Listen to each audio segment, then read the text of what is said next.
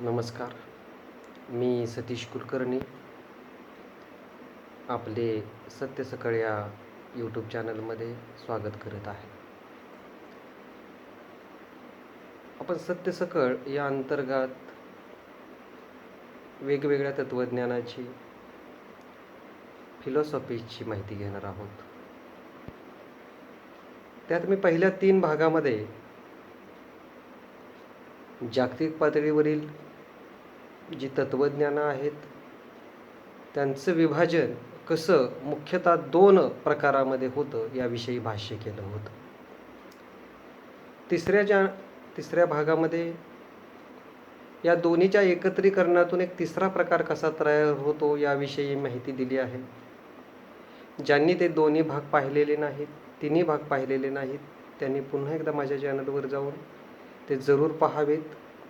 म्हणजे आज मी जे काही बोलणार आहे त्याचे काही जे संदर्भ तिथं होते ते आपल्या लक्षात येतील. जे सरळच आजचा भाग पाहणार आहेत त्यांना काही मुद्दे थोडेसे कळणार नाहीत.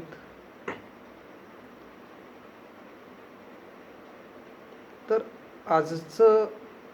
आजच्या भागाची सुरुवात करताना मी एका वेगळ्या मुद्द्याला हात घालणार आहे.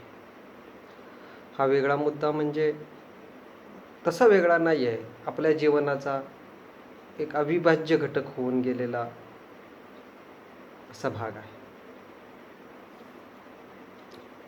नुकतंच आपण सर्वांनी गणपतीचं विसर्जन केलं. गणपतीची मूर्ती निवडणं, ती घेऊन येणं, तिच्यासाठी मखर आरास करणं, नटवणं, सजवणं, दागदागिन्यांनी मढवणं, रोज सकाळ संध्याकाळ गणपतीची आरती करणं, त्याला नैवेद्य दाखवणं, हे सगळे प्रकार आपल्या हिंदू धर्मियांमध्ये विशेषतः प्रत्येक हिंदू घरामध्ये केले गेले. एखादी मूर्ती घेऊन येणं, मातीची मूर्ती विशेषतः पर्यावरणपूरक गणपती घेऊन यावा याबाबत सतत भाष्य केलं जातं, सतत बोललं जातं. तर त्या प्रकारे आपण एक मातीची पाण्यामध्ये विरघळणाऱ्या घटकांची मूर्ती घेऊन आलो. तिच्यामध्ये आणत असताना कुठलीही त्यामध्ये प्राण नव्हता. त्याच्यामध्ये घरी आणल्यानंतर आपण त्याच्यामध्ये प्राणप्रतिष्ठापना केली, काही मंत्र म्हटले, गणपतीच्या हृदयाला हात लावून, गणपतीच्या प्रत्येक अवयवाला हात लावून एक एक मंत्र म्हणत आपण त्या मूर्तीमध्ये जीव ओतला. ती मूर्ती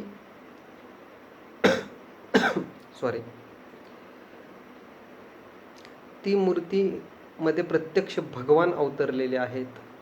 या प्रकारे पुढील 1.5 दिवस काही जणांमध्ये कोकणामध्ये किंवा काही लोकांमध्ये 1.5 दिवसाचा गणपती असतो.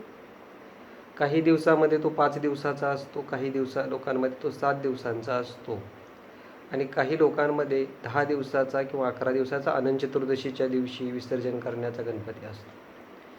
जितका दिवस आपल्या रूढी परंपरेनुसार गणपती आपल्या घरात आपल्या कुळामध्ये आहे त्या प्रकारे आपण त्याची पूजा केली, मनोभावी पूजा केली. सकाळ दुपार संध्याकाळ 3 वेळेला त्याला नैवेद्य दाखवणं, आरती करणं, सर्व कुटुंब त्या निमित्ताने एकत्र येतो. कुठल्याही सणाच्या व्रतवैकल्यांच्या निमित्ताने सर्व कुटुंब एकत्र येतं, सर्व माणसं एकत्र येतात. हा त्याचा मागचा भाव असतो. पण विसर्जन आपण ज्यावेळेस या गणपतीचं मूर्तीचं करतो त्या विषयावर मी आज भाष्य करणार आहे. दरवर्षी मातीची मूर्ती आणायची आणि ती विसर्जन करायची. याविषयी माझ्या मनात थोडंसं वाईट वाटायचं विसर्जन करत त्या दिवशी, की आपण एवढी मनोभावी पूजा केली त्याची आणि त्याचं विसर्जन कशा प्रकारे करायचं याविषयी माझ्या आईशी माझं सतत वाद होत असत. मी यावर एक माझे काही मित्र आहेत, त्यांनी दरवर्षी ते मातीची मूर्ती आणण्याऐवजी एकच चांदीची छोटीशी मूर्ती आणून ठेवलेली आहे आणि तिचंच ते त्या 10 दिवसामध्ये पूजा अर्चना करतात आणि परत ती ठेवून देतात. विसर्जन करण्याऐवजी परत ती ठेवून देतात. माझ्याही डोक्यामध्ये अशीच कल्पना आली की दरवर्षी विसर्जन करण्याऐवजी आपण का असं करू नये की एक तांब्याची, पितळेची किंवा शक्य झालं तर चांदीची मूर्ती घेऊन यावं आणि गणपतीची प्रतिष्ठापना करावी, पूजा अर्चना करावी. याविषयी मी घरात विषय काढल्यानंतर सर्वाधिक चिडली ती माझी आई. ती म्हटली की असं करता येत नाही. आपल्या हिंदू धर्मामध्ये पार्थिव पूजा करायची आहे. पार्थिव म्हणजे मातीच्या मूर्तीचीच पूजा इथं करायची आहे. मी का असा प्रश्न विचारल्यानंतर कदाचित तिच्याकडे त्याचं उत्तर नव्हतं. फक्त ते असं असतं, हे जे आपलं ते शास्त्र असतं असं म्हणून जे थोडंसं विनोदी अंगाने जे म्हटलं जातं आजच्या भाडीपाच्या भाषेमध्ये, ते शास्त्र असतं. इथं तो मुद्दा थांबून गेला. पण मी ज्यावेळेस या सर्व गोष्टीचा विचार करत गेलो तेव्हा मला एक जाणवलं की जगामध्ये केवळ एकमेव असा धर्म आहे की जो आपल्या देवतांचं पूजन करतो, अर्चना करतो आणि एका विशिष्ट समयानंतर, एका विशिष्ट काळानंतर ते पाण्यात विसर्जित करून टाकतो. यामध्ये मोठा भाव आहे. हे ज्यात मी जसं पुढे अभ्यास करत गेलो तसं मला यामध्ये कळत गेलं.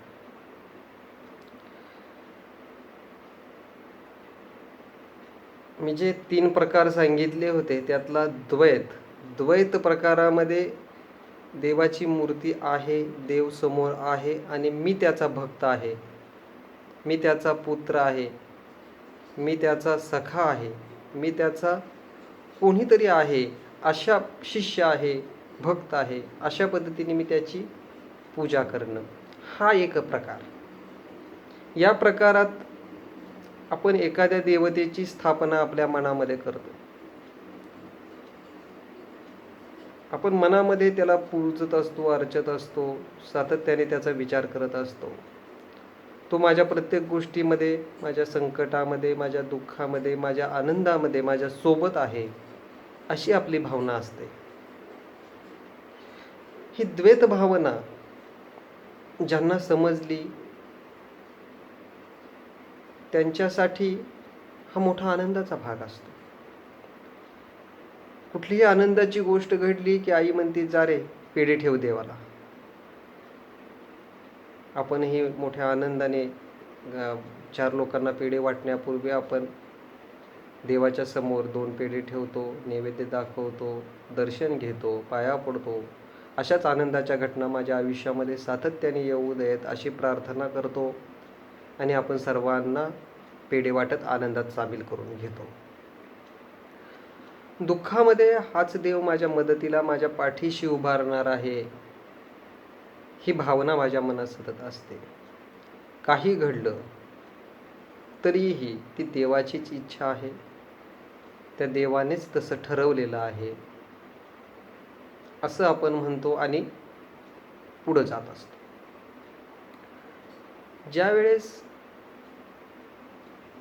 आपण कल्पना करा, आपण या मूर्तीचं विसर्जन करतो, इतक्या आतमध्ये रुतलेल्या, इतक्या आत मनामध्ये रुतलेल्या मूर्तीचं विसर्जन करतो, पण मनामध्ये रुतलेल्या मूर्तीचं आपण कधी विसर्जन केलेलं आहे का? माझ्या मनामध्ये एक देव तयार झालेला आहे, माझ्या मनामध्ये त्याची मी प्राणप्रतिष्ठापना केलेली आहे, त्याचं विसर्जन करा असं म्हटलं की तो नास्तिक होतो. हे कसं? मी ज्यावेळेस या विषयावर वेगवेगळ्या लोकांशी बोलायचा प्रयत्न केला त्यावेळेस तुम्ही नास्तिक आहात, तुम्हाला देवाचं महत्त्व कळणार नाही, तुम्ही अ, या विषयावर बोलू नये, हा आमच्या आस्थेचा, आमच्या परंपरेचा, आमच्या विचारांचा भाग आहे आणि आम्हाला त्याचं विसर्जन करायचं नाही, असं स्पष्टपणे मला निक्षून सांगणारे अनेक जण भेटले. पण मी ज्यावेळेस त्यांना या गणपतीच्या विसर्जनाचं उदाहरण दिलं, या परंपरेमागचा अर्थ आपल्या लक्षात येतो का, असं जेव्हा विचारलं तेव्हा मात्र ते गडबडून गेले. ही परंपरा हेच सांगते की सगुण ईश्वराची एका ठराविक मर्यादेपर्यंतच माणसाला गरज आहे. 1.5 दिवस, 5 दिवस, 7 दिवस किंवा 10 दिवस हे एक काल, एक ठराविक काळ असं म्हणून आपण त्याकडे पाहू. वर्षातील 10 दिवस तुम्हाला सगुण ईश्वराची गरज आहे. नंतरचे उरलेले 355 दिवस तुमच्याकडे ईश्वर नाही आहे का, नसला पाहिजे का, या विषयावर मी जेव्हा अनेकांशी बोललो त्यावेळेस अनेक जण इथं अडखळले. कारण हां, हे तुमचं म्हणणं बरोबर आहे, हे कुठल्या अर्थाने नाही, पण मी रोज तर पूजा करतो म्हणे, मी देवाची रोज पूजा करतो, तो गणपती येतो आणि जातो, त्याच्याशी माझं तसं काही देणं घेणं नाही. मी तसा प्रचंड धार्मिक माणूस आहे, मी रोज देवाची पूजा करतो, माझ्या घरातल्या गणपतीची पूजा करतो, सर्व देवांचा व्यवस्थित नैवेद्य दाखवला जातो आमच्या घरामध्ये, असं मला म्हणणारे अनेक जण भेटले. पण मग ही परंपरा का आहे असं ज्यावेळेस मी विचारलं तेव्हा त्यांना त्याची उत्तरं देता आली नाहीत. आणि माझ्या अशा प्रश्नांना टाळण्याकडे अनेकांचा कल असतो, तुमचं तुम्ही पहा, आमचं आम्ही पाहतो, असं आमच्या घरात माझे बंधू, माझे सर्वजण सांगतात. हे जे विसर्जन आहे किंवा एखाद्या मूर्तीची द्वैताची स्थापना आपल्या याच्यामध्ये आहे, ही काही काळासाठीच आवश्यक आहे. काही काळासाठी म्हणजे जोपर्यंत मला मूळ तत्वाची जाणीव होत नाही तोपर्यंत मला सगुण ईश्वराची गरज आहे. माणसाला सगुण ईश्वराची तोपर्यंत गरज आहे. मी जेव्हा माझ्या अन्य धर्मीय मित्रांशी बोलायचा प्रयत्न केला, माझे ख्रिश्चन मित्र आहेत त्यांच्याशी बोलायचा प्रयत्न केला, माझे एक मुस्लिम मित्र आहेत त्यांच्याशी मी बोलायचा प्रयत्न केला, तेव्हा त्यांनी याच मुद्द्यावर लक्ष ठेवलं की तुम्ही इतक्या त्याची मनोभावे पूजा करता, अर्चना करता आणि ती मूर्ती तुम्ही विसर्जित कशी करू शकता. मी नाही करू शकत. आमचा एकच देव आहे आणि आम्ही त्या एकाच देवाला प्रचंड मनोभावे पूजतो. तो निराकार आहे आणि त्यामुळे आकार नसल्यामुळं आम्हाला त्याची सगुण आकाराची गरज पडत नाही, असं त्यांच्याकडनं आलं. सगुण आकाराची गरज आपल्याला डोळ्याला समोर दिसणाऱ्या गोष्टीवर विश्वास ठेवणं सोपं जातं. त्या तुलनेत माझ्या समोर नसलेल्या गोष्टीबाबत मला विश्वास ठेवणं अवघड जातं. त्यासाठी वेगवेगळे पुरावे द्यावे लागतात, सिद्धता द्याव्या लागतात, काहीतरी प्रमेय मांडावे लागतात. पण समोर असलेली गोष्ट, माझ्या डोळ्यासमोर दिसणारी गोष्ट ही मला विश्वास ठेवायला भाग पाडते. म्हणून सगुण ईश्वराची गरज आहे. जेव्हा मी तत्वज्ञानाचे 3 प्रकार सांगितले त्यावेळेस अनेकांचे जे काही प्रश्न आले त्यातला हा एक प्रश्न होता की मग ह्यातलं कोणतं तत्वज्ञान चांगलं आहे, कोणतं तत्वज्ञान वाईट आहे, कोणत्या तत्वज्ञानात खरं आहे, खरं सत्य आहे, याविषयी विचारणा करण्यात आली होती. मी त्यावेळेस 3ऱ्या याच्यामधून त्याला उत्तर पण दिलं होतं.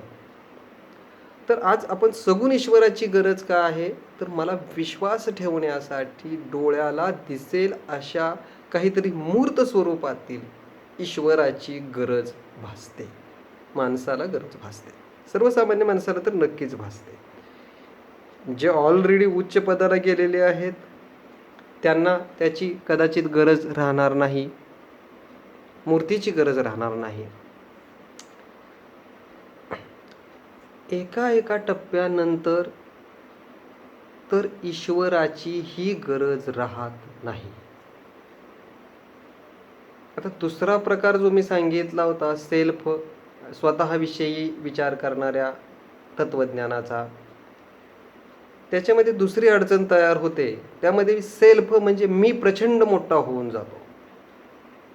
कुठल्याही ईश्वरापेक्षा, कुठल्याही देवतेपेक्षा, याच्यापेक्षा मी महत्वाचा आहे. माझी दुःख, माझं सुख, माझ्या सगळ्या ज्या गोष्टी आहेत त्या महत्त्वाच्या आहेत. आता यामध्ये मी म्हणजे फक्त मी आणि माझे शरीर असं नाही, तर मी, माझं शरीर, माझं मन, माझी बुद्धी, माझे विचार, माझं मी मी मी मी मी जेवढ्या गोष्टी माझ्या अवतीभोवती आहेत त्या महत्त्वाच्या आहेत. आणि हे जे महत्त्व आहे ते इतकं अबाधित करून ठेवलेलं आहे की हे द्वैतवादी लोक ज्याप्रमाणे मूर्तीला सोडायला तयार नाहीत, त्याच प्रकारे हे मी मी मी मी मी सेल्फ विषयी बोलणारी जी लोक आहेत ही स्वतःला सोडायला तयार नाहीत, असं मला अनेक वेळेला जाणवतं. ज्या प्रकारे पार्थिव मूर्तीचं विसर्जन करण्याची गरज आहे त्याच प्रकारे या सेल्फचं, स्वचं, या अहंकाराचं विसर्जन करण्याची गरज आहे. आपल्या इथं अनेक विचारवंत आहेत. त्यातील डॉक्टर श्रीराम लागू हे अभिनेते असले तरी विचार करणारे म्हणून प्रसिद्ध होते. त्यांनी एकदा देवाला रिटायर केलं पाहिजे असं म्हटलं तर त्यांच्या विरुद्ध प्रचंड गदारोळ आपल्या महाराष्ट्रीयन वातावरणात झाला होता. मी अर्थात त्यावेळेस लहान होतो, पण ते वाद, त्या चर्चा, त्या गोष्टी माझ्या कानावरून सतत येत गेल्या. मी ऐकत गेलो, त्यांचे विचार ऐकले. ते जे फक्त ते रिटायर करा म्हणतायत, आपण विसर्जन करतो हे लक्षात घ्या. आपण परंपरेत गणपतीच्या मूर्तीचं विसर्जन करतोय, याकडं मात्र बहुतांशी धर्माभिमान्यांनी दुर्लक्ष केलं. त्यांनी फक्त रिटायर करा असं म्हटलंय, निवृत्त करा. देवाची गरज इथपर्यंतच आहे, त्याच्या कामाची गरज 60 वर्षापर्यंतच आहे उदाहरणार्थ. त्यानंतर त्याला निवृत्त केलं पाहिजे असं म्हटल्यानंतर गडबड उडली होती. हे द्वैत भावनेचं झालं. दुसरी जी भावना आहे सेल्फविषयी, तिथं अहंकार मोठा आहे. अहंकार, संस्कृतमध्ये मी, अहम म्हणजे मी, कार म्हणजे अहमचा एक आकार, एक त्याचं सगळं जे ऑरा आहे तो म्हणजे अहंकार. त्याचं विसर्जन करण्याविषयी विचार केला जात नाही. तो विचार केला गेला पाहिजे. या दोन्हींचं विसर्जन ज्या तिसऱ्या मुद्द्यामध्ये होतं त्या अद्वैत भावनेविषयी आपण पुढच्या याच्यामध्ये बोलणार आहोत.